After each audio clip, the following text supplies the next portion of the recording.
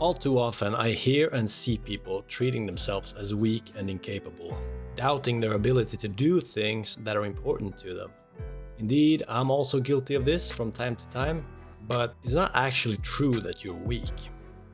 In the modern world today, we live in extremely technically advanced societies, and many of us were born into this kind of world, and the rest have adapted very quickly, and we all tend to take all the luxury we have for granted.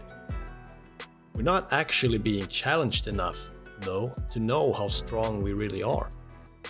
But it hasn't always been like this. In fact, none of your ancestors lived like this, and you have a lot of ancestors. People who survived and had children in a long line over hundreds of thousands of years, leading up to the point where you were born.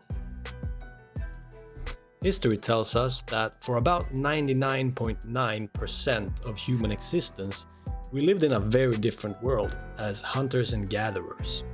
Every day we could face life-threatening situations like starvation, accidents and infections, or just getting killed. We lived in groups of about 100 people, and we all needed each other to survive.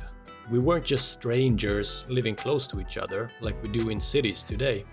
In a modern city, we don't depend on the people around us, so instead we're mostly just in each other's way, which of course promotes conflict rather than cooperation. It's important to know our history to remember that we are incredible creatures.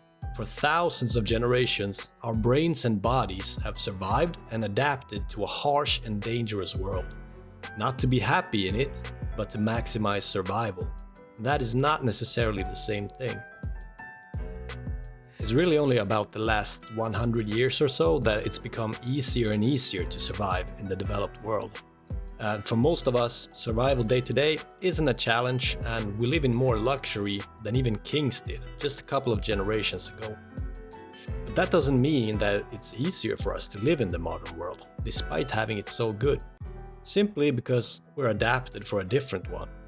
And modern problems that we run into today are completely new to us and more complicated than survive or not survive. Just take the extremely common problem of how to become happy. It's a mystery, probably because it's the first time in human history that our lives have been good enough to even have happiness as a main goal. And this is a clear mismatch between who we are and the world that we've built, which is apparent in the phenomenon that we have it way better than ever before, but we're still not happy.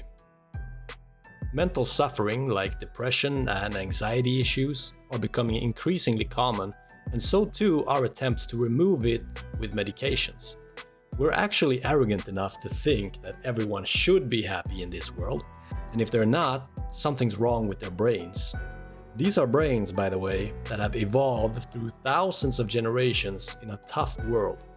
And to say that nature has failed to create good brains and that we need to fix them with our medications is fucking madness to me. In fact, a lot of what we call mental health problems today are completely normal reactions to abnormal events, experiences, and life circumstances. The main goal of modern society is progress, not health and happiness. And I don't think that will change anytime soon, so it's up to each one of us to take care of ourselves and our loved ones. You are extremely strong, but you're not built for modern problems and endless stress. So have some patience with yourself and give yourself what you need to be happy and healthy. There's a balance to be found there. Sometimes when I feel weak or doubt myself, I try to remember my ancestors and how strange or ridiculous my worries would be to them. Try that for yourself sometime, and know that if you made it this far, you're probably way stronger than you think.